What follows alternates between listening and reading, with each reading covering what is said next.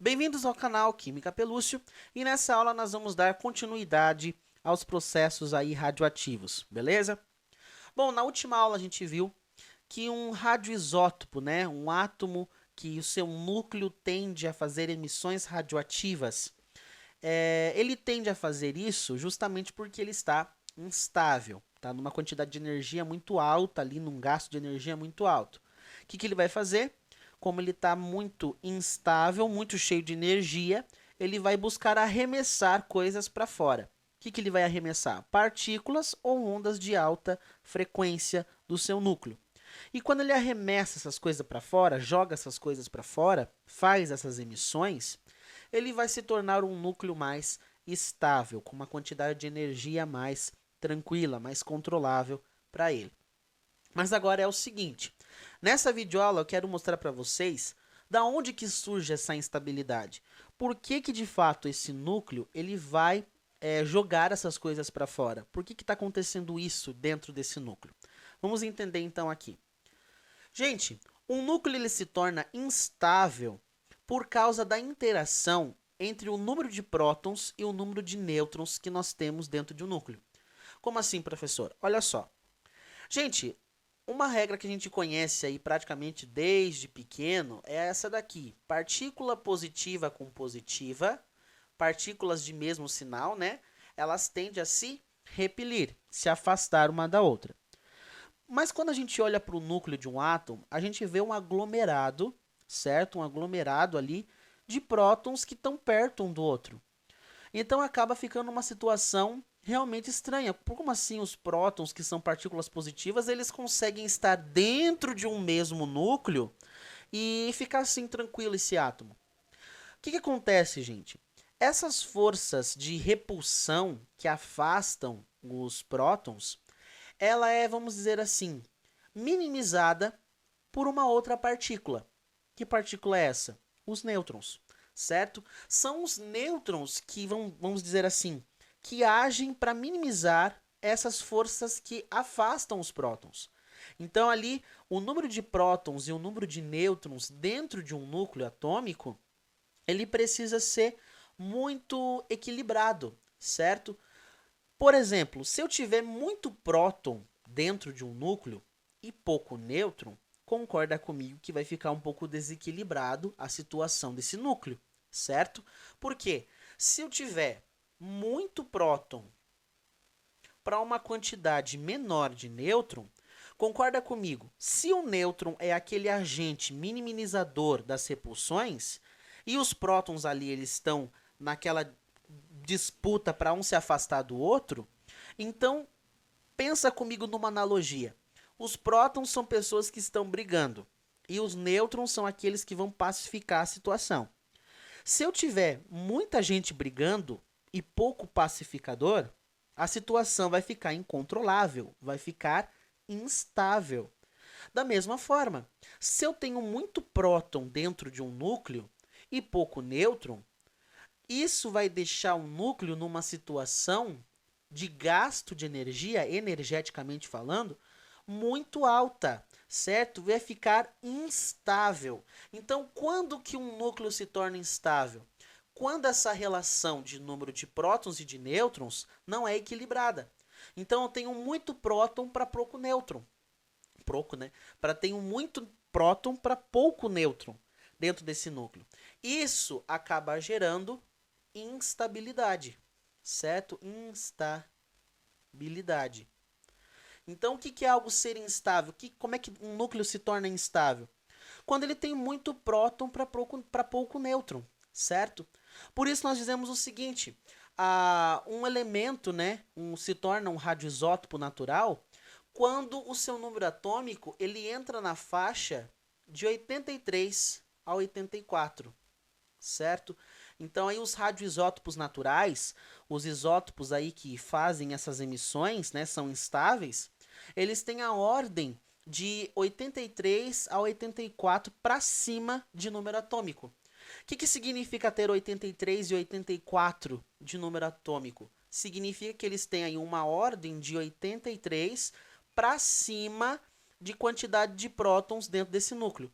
Então imagina, 83, 84 para mais, certo? Um monte de prótons, tudo aglomerado dentro de um núcleo.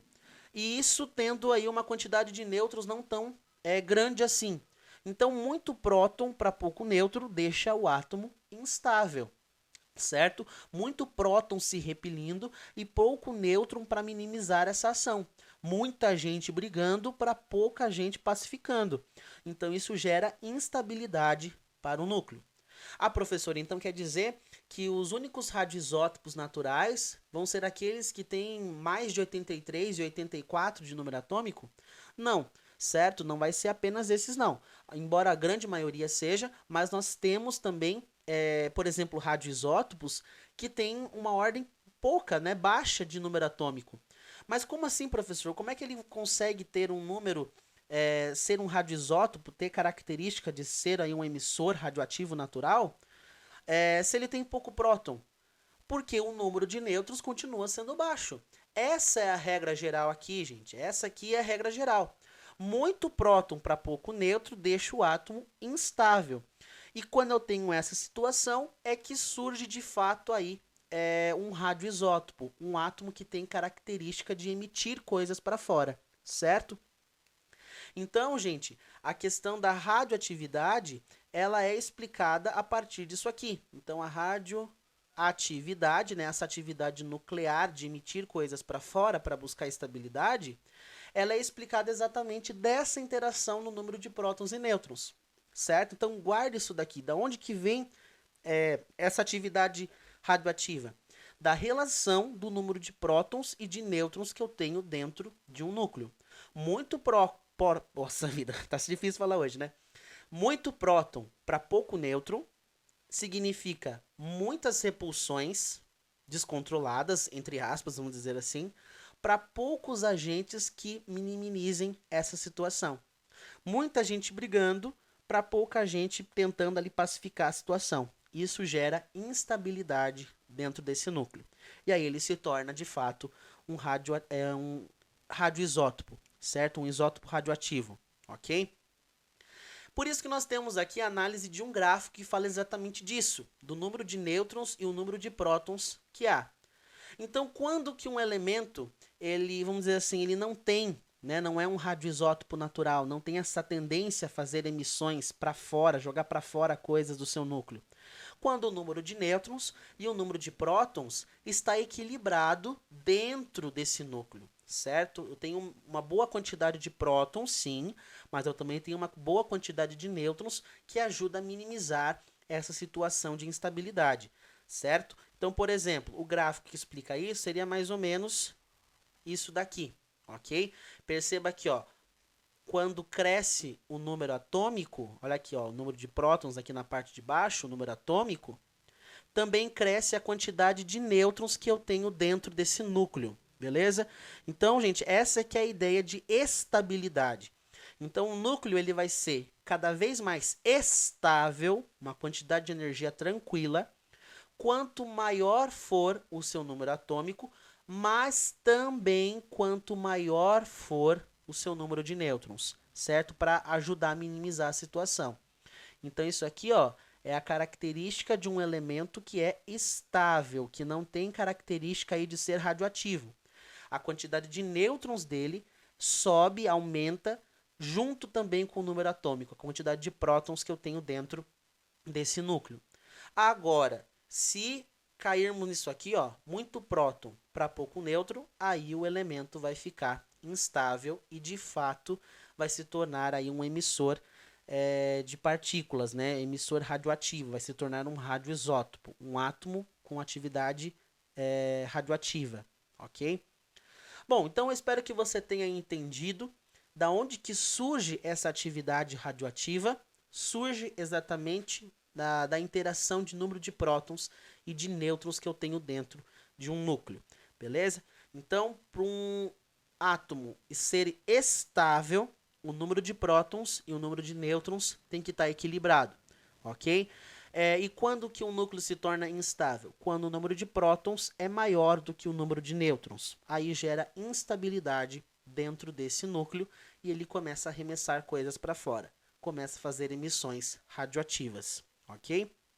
Então vamos continuar na próxima aula, entendendo de fato agora que tipo de emissão sai de dentro desse núcleo, ok?